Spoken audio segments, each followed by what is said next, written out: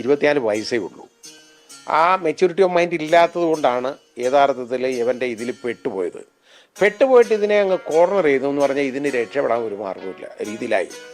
ഇവൻ്റെ കയ്യിൽ ഇതിൻ്റെ പടമൊക്കെ ഇരിപ്പുണ്ട്, മൊത്തം ഇതിൻ്റെ ഇതൊക്കെ ബിറ്റൊക്കെ ആയിട്ട് എടുത്തു വെച്ചിട്ടുണ്ട്.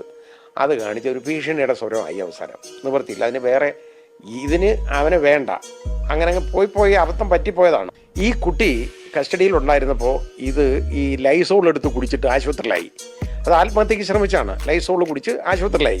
എനിക്ക് വേണ്ടി കലക്കി വെച്ചതാണ് ഈ സാധനം, വിഷം.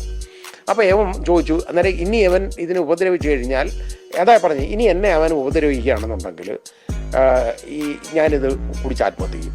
അതിന് വേണ്ടി അവൻ കലക്കി വെച്ചു. അപ്പോൾ ഇതെന്തുവാ നീ കലക്കി വെച്ചേക്കെന്ന് ചോദിച്ചു. അപ്പോൾ അവൻ പറഞ്ഞു, ഞാൻ കുടിക്കുന്ന കഷായമാണെന്ന് ഇത് പറഞ്ഞു. എന്നാൽ ഞാൻ ഒന്ന് കുടിച്ചു നോക്കട്ടെ എന്ന് പറഞ്ഞു. ഈ പെൺകുട്ടി എടുത്ത് കുഴിച്ചു കൊടുത്തു.